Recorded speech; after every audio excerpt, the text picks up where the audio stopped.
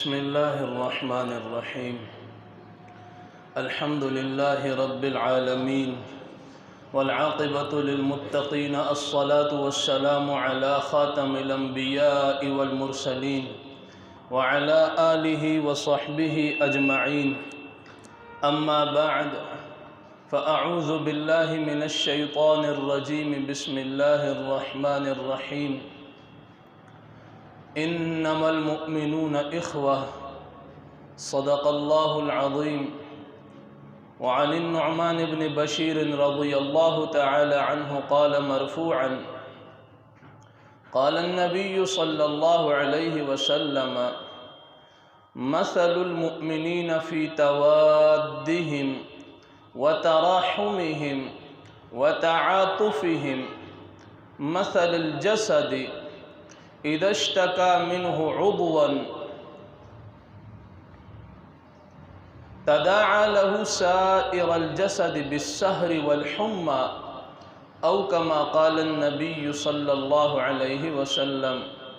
وصدق رسوله النبي الكريم، ونحن على ذلك من الشاهدين والشاكرين، والحمد لله رب العالمين. اللہ رب العزت نے ہم سب کے اوپر اپنا کرم فرمایا، اپنا احسان فرمایا کہ اللہ تعالیٰ نے ہمیں حضور نبی کریم صلی اللہ علیہ وسلم کی امت میں پیدا فرمایا، اور ایمان کی عظیم دولت اللہ رب العزت نے عطا فرمائی ہے۔ یہی وہ دولت ہے جس کے ہونے کی وجہ سے ایک انسان کے اندر انسانیت کی صفات پائی جاتی ہیں، اور یہی وہ دولت ہے کہ جس شخص کو حاصل ہو جائے اور اس دولت کے مل جانے کے بعد وہ انسانیت کے ناطے وہ اللہ رب العزت کے احکامات کے اوپر عمل کرے تو اللہ تعالی اسے انعامات سے نوازتے ہیں۔ اور اگر ایمان کی نعمت نہ ہو اور انسان ساری دنیا کی انسانیت کی خیرخواہی کے کام کرے تو دنیا میں تو دنیا والے اس کی تعریف کریں گے، لیکن اللہ کی طرف سے اسے ان کاموں کے اوپر کوئی انعام اور اجر نہیں ملے گا۔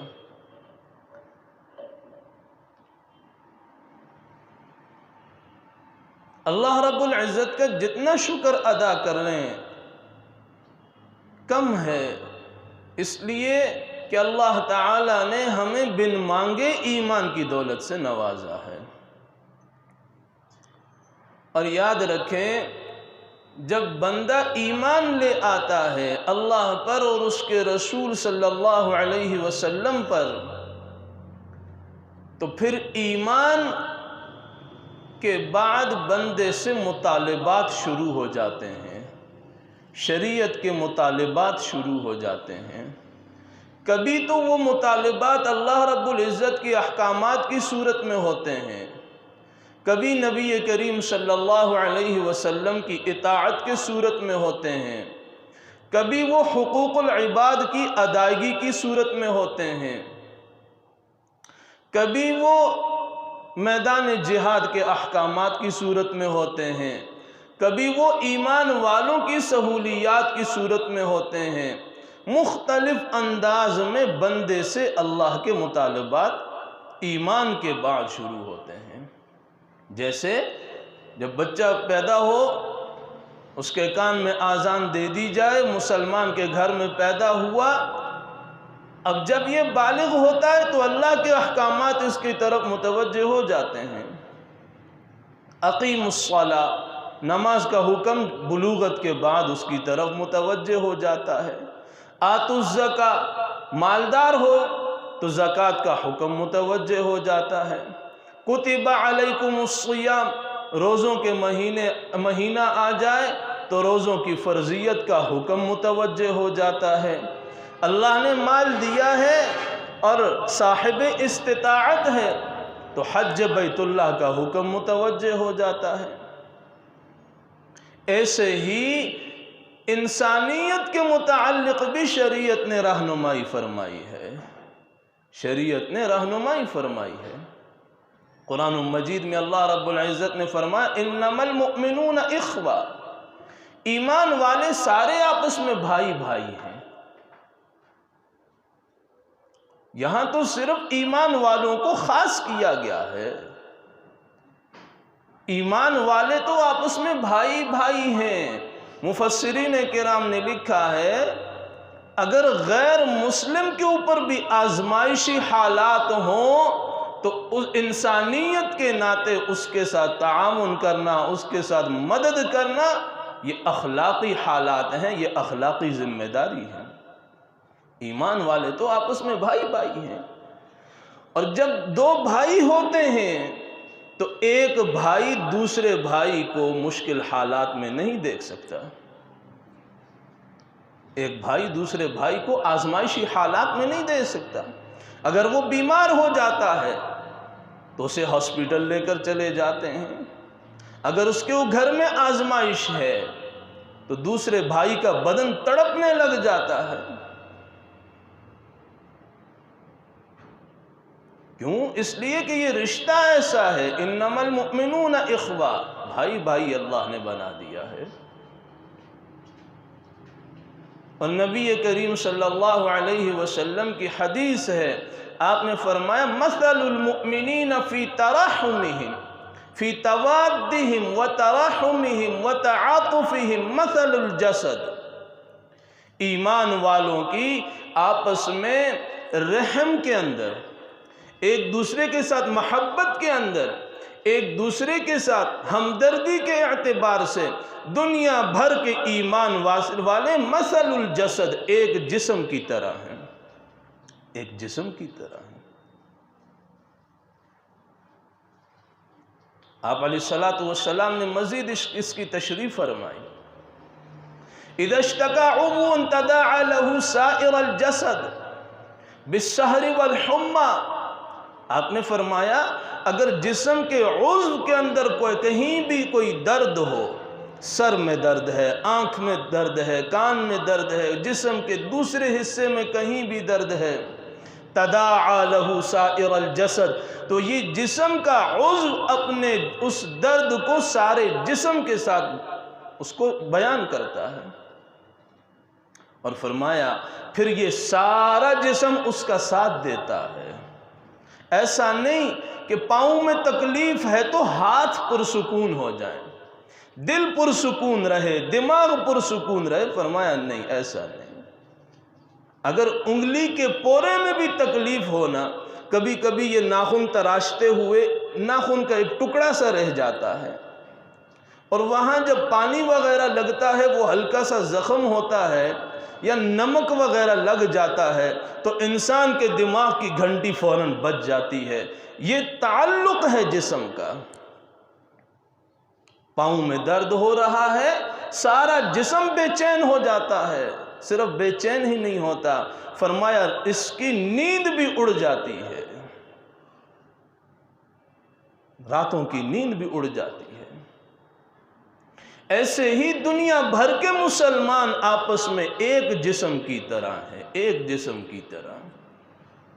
دنیا کے کسی کونے میں بھی مسلمان تکلیف میں ہو تو دیگر اضلاع والے، دیگر علاقوں والے، دیگر ملکوں والے اس مسلمان کے درد کو محسوس کریں، یہ ایمان ہے، یہ ایمان ہے۔ اور یہ درد کب محسوس ہوگا؟ سب سے بڑا سوال یہ ہے کہ یہ درد محسوس کب ہوگا؟ جب ہم امت بنیں گے، جب ہم امت بنیں گے۔ اس درد کو محسوس کرنے کے لیے سب سے پہلی شرط کیا ہے؟ امت بننا پڑے گا، قوم نہیں، قبیلہ نہیں، لسانی تعصب نہیں، رنگ و نسل کا تعصب نہیں، علاقائی تعصب نہ ہو، ملکی تعصب نہ ہو۔ جب سب ایک امت بن جائیں گے تو دنیا کے کسی کونے میں بھی ایمان والا درد میں ہوگا تو دوسرا ایمان والا اسے محسوس کرے گا۔ آج سب سے بڑا مسئلہ یہ ہے، سب سے بڑا مسئلہ یہ ہے کہ امت امت نہیں رہی، امت امت نہیں رہی، امت قوموں میں بٹ چکی ہے، امت فرقوں میں بٹ چکی ہے، امت تعصب کا شکار ہو چکی ہے۔ کسی کو قبیلے کا تعصب ہے، کسی کو زبان کا تعصب ہے، کسی کو علاقے کا تعصب ہے، کہیں رنگ و نسل کا تعصب ہے۔ جب امت بٹ جاتی ہے تو پھر اغیار کے لیے امت کے بٹے ہوئے لوگ لقمہ اور نوالہ بن جاتے ہیں۔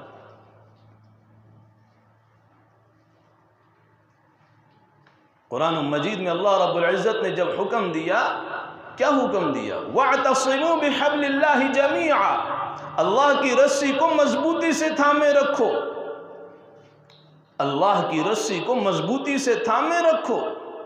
کیا مطلب؟ آپس میں تقسیم نہ ہونا، آپس میں بٹ کے نہ رہنا۔ جب رسی بندہ مضبوطی سے تھامے رکھتا ہے، وہ ہوا میں معلق کیوں نہ ہو، اس کی زندگی کے بچنے کے چانسز ہوتے ہیں۔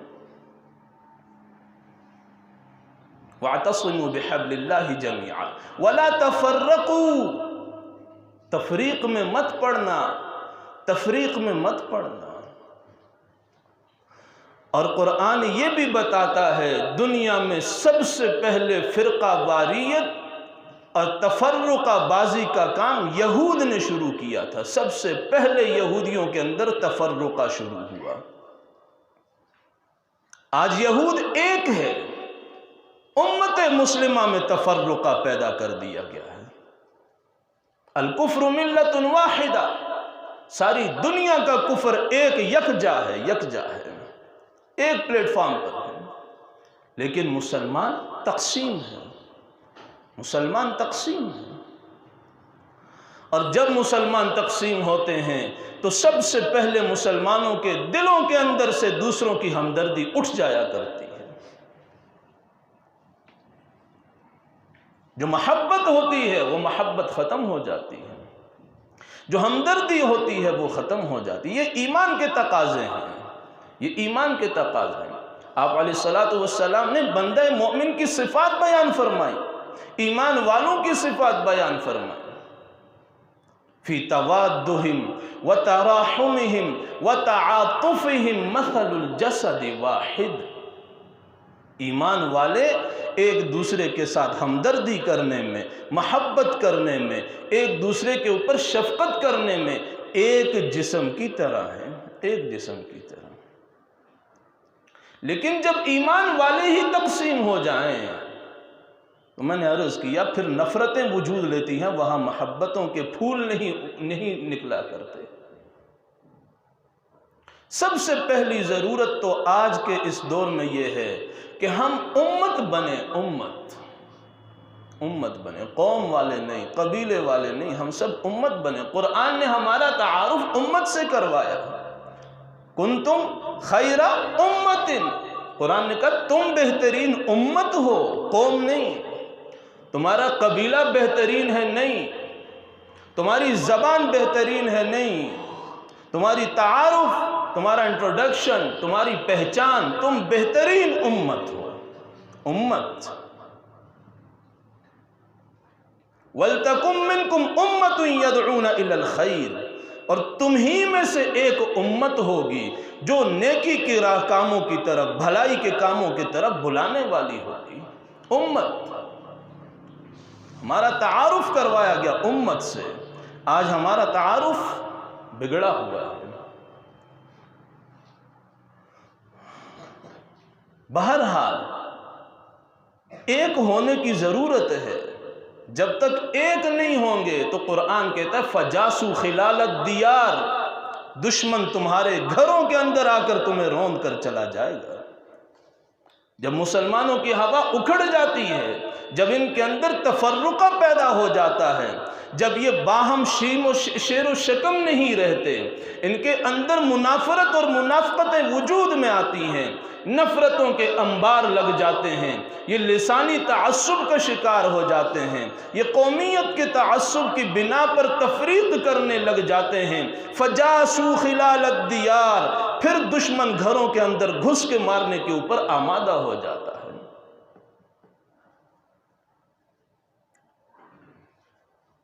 آج مسائل دیکھ لیجئے، یہی مسائل ہیں۔ اور امت مسلمہ کا جو کام ہونا چاہیے تھا وہ نظر نہیں آ رہا۔ جیسے میں نے پہلے کہا، دنیا کفر ایک ہے، اور انہوں نے فی الفور اسی وقت کہہ دیا کہ ہم بالکل ایک ہیں۔ انسانی حقوق کے دعوے دار ان کے ساتھ کھڑے ظلم کروانے کے لیے، لیکن مسلمان کیا کر رہے ہیں؟ مسلمان نوجوان میچز دیکھ رہے ہیں، ورلڈ کپ کے میچز ہو رہے ہیں، کان پر جوں تک نہیں رینگ رہی کہ فلسطین کا ایک ایک بچہ، ایک ایک عورت، ایک ایک بوڑھا، ایک ایک ماں، ایک ایک بیٹی سسک سسک کر پکار رہی ہے۔ مسلم بیٹی کیا کر رہی ہے؟ اسے فرصت ہی نہیں، کبھی اللہ کے دربار میں تو آئیں، اس کے سامنے آنسوؤں کی جھڑیاں تو لگائیں، اس کے سامنے اپنی آہوزاری کا تو پیش کریں، رات کے اندھیرے میں رب کے سامنے تو اپنے ہاتھوں کو پھیلائیں، اپنی عاجزی کا اظہار تو کریں۔ اے اللہ، ہمارے ہاتھ تو بندھے ہوئے، ہماری پہنچ لوگوں تک نہیں، لیکن تیرے تک تو ہماری پہنچ ہے۔ درد تو محسوس کریں، ان کے درد کو اپنے آنسوؤں کی صورت میں رب کے سامنے پیش تو کریں۔ کب کریں گے؟ جب یہ حالات ہمارے اوپر آئیں گے۔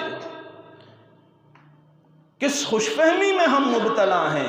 اگر فلسطین آج پس رہا ہے، عنقریب شام بھی پسنے والا ہے، لبنان بھی اسی کی لپیٹ میں آئے گا، کیا مشرق وسطی محفوظ رہے گا؟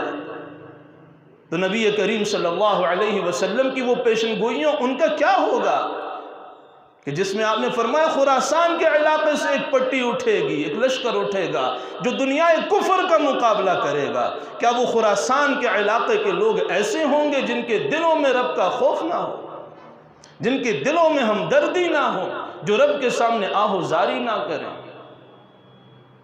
انما المؤمنون اخوہ، قرآن نے تو ہمیں بھائی بھائی بنایا، ہم کیوں بٹ گئے؟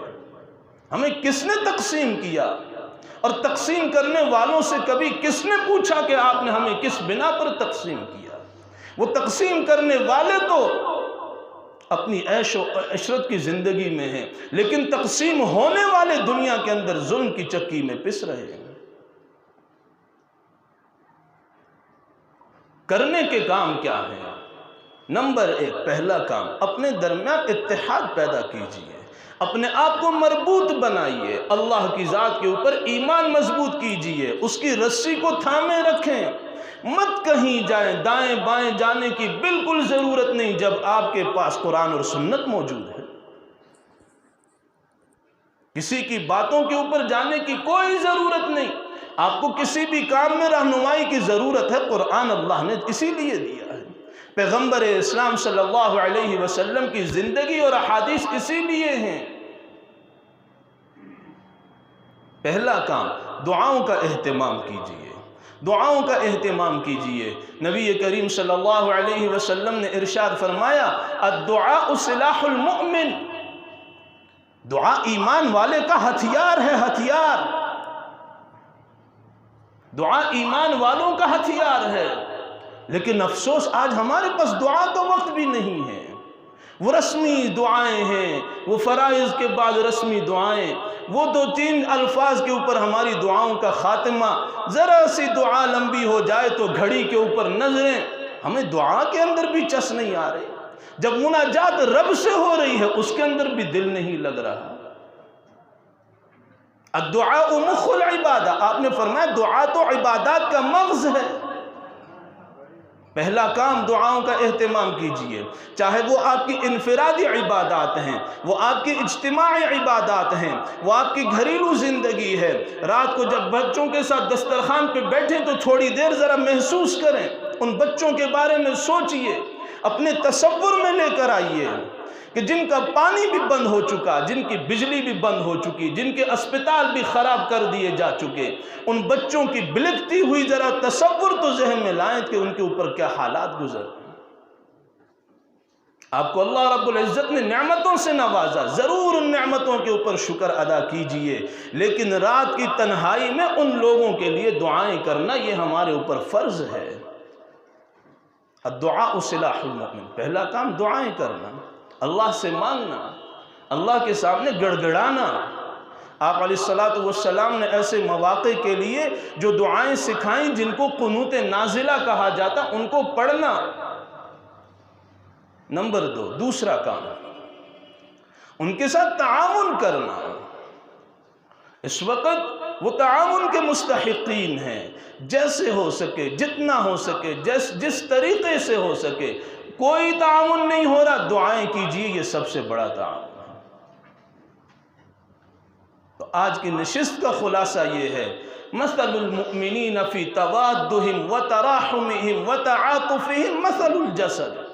ایمان والے ایک جسم کی طرح ہیں، یک جان بن جائیں، دنیا کا کفر آپ کا کچھ نہیں کر سکے گا۔ امت بن جائیں، دنیا کا کفر آپ کے قدموں میں ہوگا۔ اور دنیا نے یہ دیکھا ہے، حضرات صحابہ کرام کے ادوار کو دیکھ لیجئے، حضرات خلفائے راشدین کے زمانوں کو دیکھ لیجئے، یہ آج کا اسپین جس میں 700-800 سال مسلمانوں کی حکومت رہی، ان ادوار کو دیکھ لیجئے، عالمگیر رحمت اللہ علیہ کی حکومت کو دیکھ لیجئے۔ یہ ادوار اللہ نے دکھائے ہیں، گزارے ہیں۔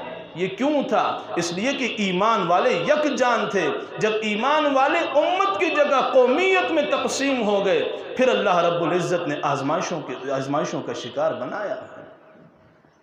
اس لیے میرے بھائی، دوستوں اور بزرگوں، آپس کی منافقتوں کو، آپس کی نفرتوں کو بھلائیں اور ایک دوسرے کے لیے محبتوں کے پھول نچھاور کرنے والے بنیں، تاکہ یہ معاشرہ ایک سمت پہ ہو سکے۔ اور اللہ رب العزت کی ذات سے مانگتے رہیں، دعاؤں کا اہتمام کرتے رہیں۔ اللہ تعالی ہمیں ان صفات کے ساتھ متصف فرمائے۔